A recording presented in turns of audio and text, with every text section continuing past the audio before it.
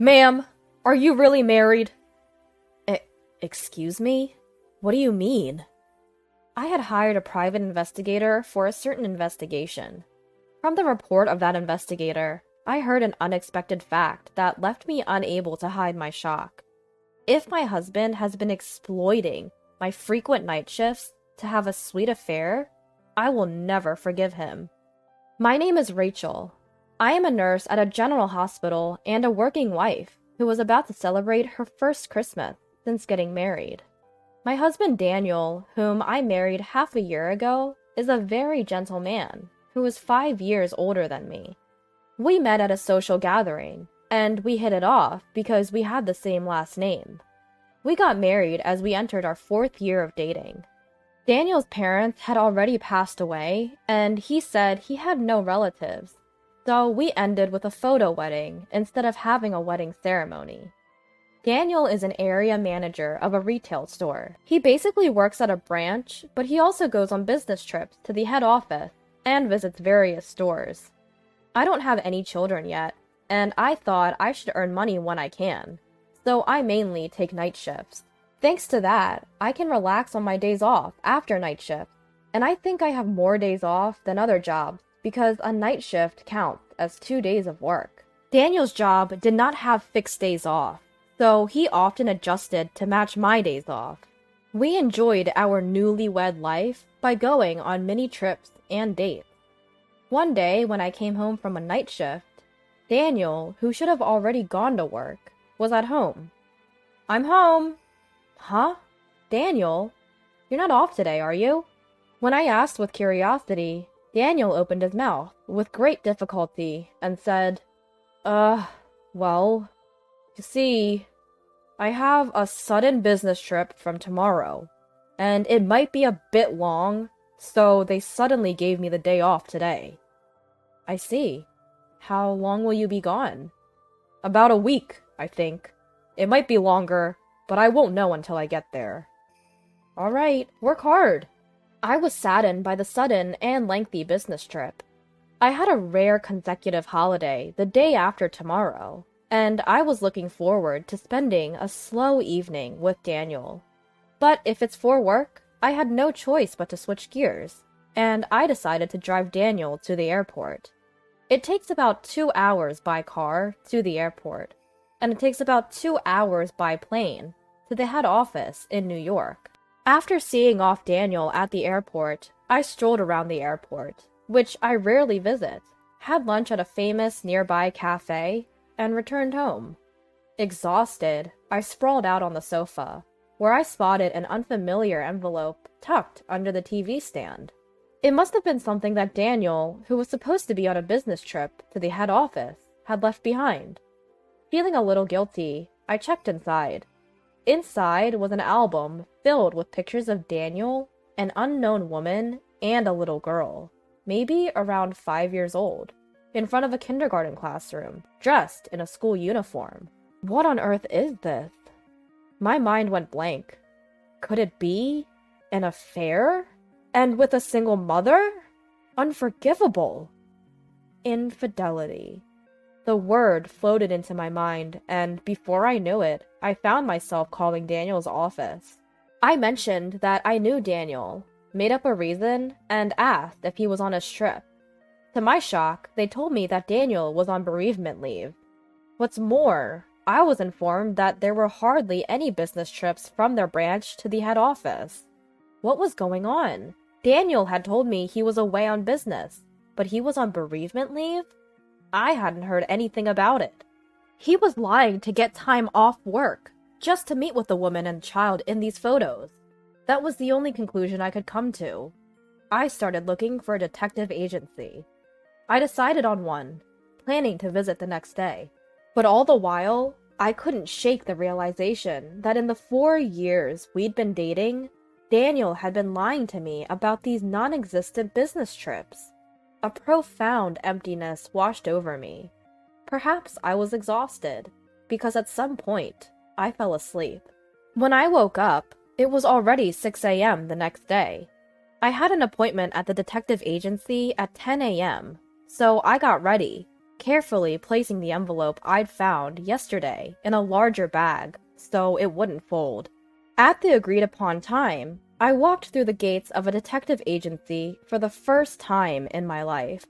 The words I had prepared to say flew out of my head the moment I opened the door to the office. The detective waiting for me was a young man who looked to be in his mid-20s and was dressed like a college student. Reading my surprise, he asked with a casual smile, "You think I'm an immature-looking detective, don't you?" and managed to lighten the mood. "Oh no, I'm sorry, it's just... This is my first time at a place like this. I'm a bit nervous." I responded on impulse, but he kindly urged me to sit on the sofa. After a small talk with the detective, I took out the album that had led me to suspect Daniel of infidelity. True to form, the detective started collecting necessary evidence, deftly making copies. He picked up a copy of the picture of the three in front of the school and told me, "This is likely to be a significant clue." The name of the school was clearly visible in the photo. Immediately, the detective searched for the preschool online and made a call. He made the call in a separate room, so I had no idea how he extracted the information, but apparently, the little girl in the photo was a student at that preschool. And unsurprisingly, that child was currently on a leave of absence from the school. The school was located in New York, so I was told it would be an expensive job, but I agreed. Actually, I had been studying and investing in stocks and Forex since adulthood. After becoming a working adult, I started investing with my monthly salary, and I've had some decent returns, so I decided to use that money for the investigation. We'd need to fly to New York, and it was unclear how many days it would take to get evidence, but the biggest humiliation for me was being lied to by my husband.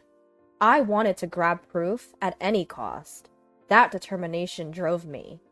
The detective seemed to assume that once Daniel returned here, the little girl would also return to preschool. The next day, I went to work as usual. Of course, I put back the envelope and its contents exactly where they were. Then I got a message from Daniel, who was supposed to be away for a week, saying, "Sorry, my business trip is going to be extended by 3 more days. I'll be back on Sunday." As arranged, I contacted the detective the day Daniel returned home. The detective understood and seemed pumped to start the investigation. The next day, he flew to New York and began his preliminary investigation. That evening, I received a call from the detective revealing an unbelievable fact. During the preliminary investigation, an unexpected situation came to light. What do you mean? I was totally confused. I'll be back tomorrow. Can we meet soon? Yes, anytime. Responding like that, I promptly headed to the detective's office after finishing my night shift the next day. So, was he cheating after all? To my question, the detective seemed to struggle to give an answer. No, I think this situation might be even more serious, the detective said, with a grave look on his face, which made me swallow my words. Firstly, it's likely true that your husband has taken a leave of absence for bereavement from his company. However, Mrs., are you sure you're really married to Daniel? What? What are you implying? We officially registered our marriage 6 months ago. In fact, I followed Daniel and your daughter back from her kindergarten in New York and found their home. According to the locals, Daniel has been living alone here for the past 4 years, only returning to New York a few times a year. I heard he stayed for about a week for his father-in-law's funeral in New York. No way. I was at a loss for words. Since you and Daniel originally had the same last name, it's hard to say anything at this stage, but I would suggest you check at the city hall. The detective advised. After expressing my thanks, I made my way straight to the city hall. At the city hall, I obtained a copy of the residency certificate for my entire household. What was written on it, however, was only my name. No way! There must be some mistake. I got married 6 months ago. I appealed loudly to the female City Hall staff member who was helping me in my confusion. The staff member, seeming distressed, said, "Even if you say so, we couldn't find any record of your marriage." But I insisted, pleading with her. "Please, check it again. My husband's name is Daniel. Please." To my near tears, the staff member repeatedly apologized with genuine remorse. In the midst of my confusion, I recalled the day I had submitted our marriage registration. Despite it being a workday for me, Daniel insisted that it had to be done on that auspicious day, and I had to go alone to the city hall to submit our marriage registration. I never would have imagined that our marriage registration was not submitted. After letting my tears flow, my emotions gradually settled down. I apologized and bowed my head, then left the city hall. All I could think about on my way home from my night shift was how tiring everything had been lately. I fell asleep on the sofa, pondering what to do next.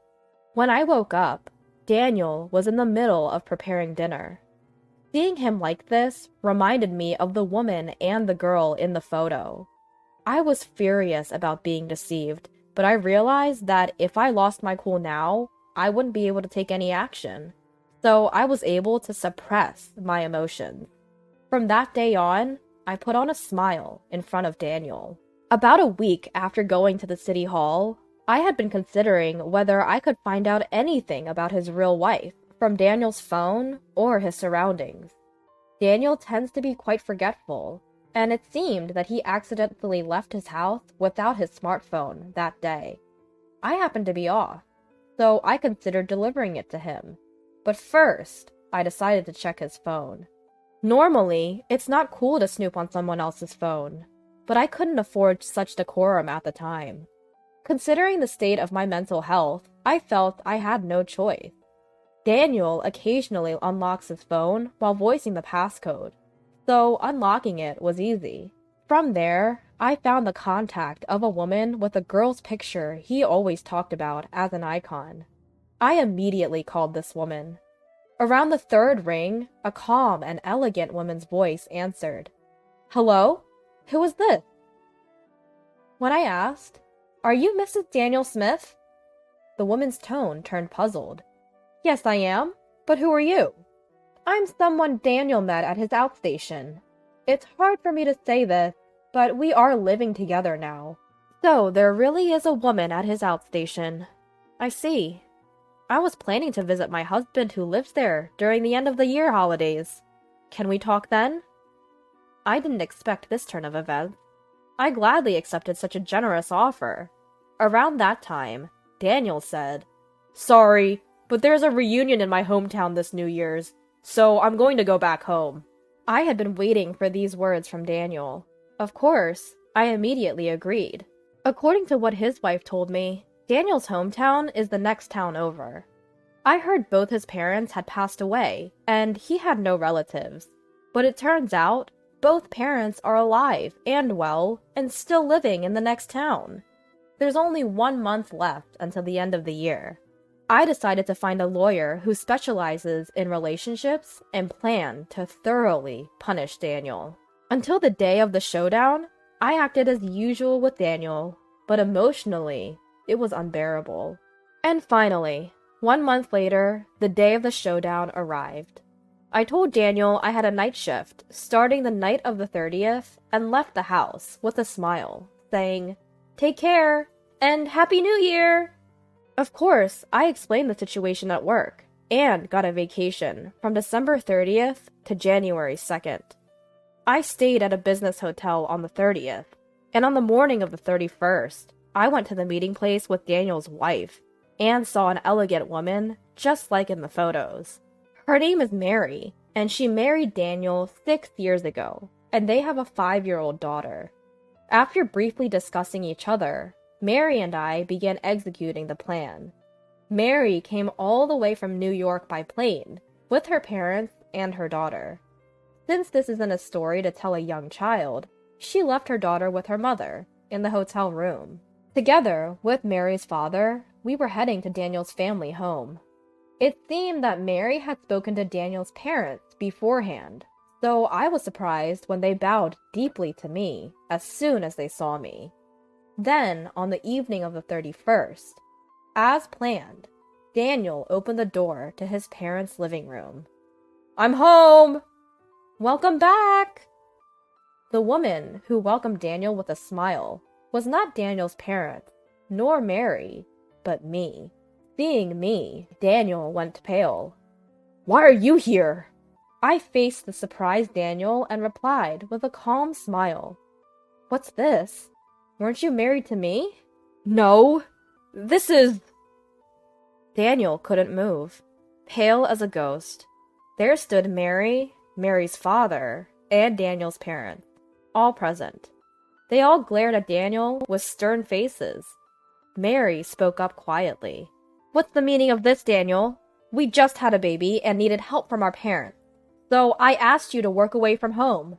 But behind our backs, you've been having an affair and leading a double life." Mary spoke so matter-of-factly that for a moment, I felt a chill run down my spine. "I'm just glad we're on the same side now." I began to berate him as well. "Daniel, every time you said you were going on a business trip, it seems you were meeting with your family. You were married. Why did you approach me? Did you think you could deceive me? This is marriage fraud. You're scum. And when I asked your company about your business trips, they said you hardly ever go on them. What are you thinking with such a beautiful wife and adorable daughter at home?" I was such a fool to believe your lies. Confronted by both of us, Daniel sighed, then burst into laughter. "I wonder how I was found out. Living a double life was fun, especially with Rachel working well. It was easy to deceive you because we have the same last name, and you mostly work nights, so I could do whatever I wanted." Upon hearing those words, Daniel's mother, who had no recollection of raising such a son, gave him a punch in the face. I looked up at Daniel and said, "That's right. Besides me, you had 3 other lovers, didn't you?" As I thrust the incriminating photos at him. Startled, Daniel sputtered. "What is this? Are you stalking me? I'll sue you." These are all the pieces of evidence gathered by a private investigator I hired because I thought you were having an affair. We're going to make you pay damages to both Mary and me. As I said this with a firm tone, Daniel suddenly collapsed to the floor, begging for mercy. "I'm sorry. Just spare me the damages. I'll continue my relationship with both of you. Just spare me the damages." He cried out. I was speechless with disbelief, but it seemed that he was broke from spending too much on his other lovers. I couldn't care less. I left Daniel's childhood home with the words, "I don't even want to speak to you anymore. Let's deal with the rest through our lawyers." After that, I went through my lawyer to file a claim for compensation on the grounds of bigamy. I was grateful to my lawyer when the money was successfully recovered. I felt guilty towards Mary and tried to give her some of the compensation, but she refused. In fact, she was grateful for all the evidence I provided, and we became friends. According to Mary, she collected compensation from Daniel's other girlfriend and broke up with him. Of course, she made sure to get her fair share of alimony and child support. Apparently, one of his mistresses was a colleague of his, and Daniel was demoted at work and sent to a subsidiary company. At the new company, he's apparently being bossed around by a younger employee and cries every day. However, he can't quit his job because he needs the money to pay off the compensation. On the other hand, I moved out of the house I had been living in and rented a place that's just right for living alone, and I'm leading a carefree life. I now visit New York a few times a year and continue to be friends with Mary and her daughter.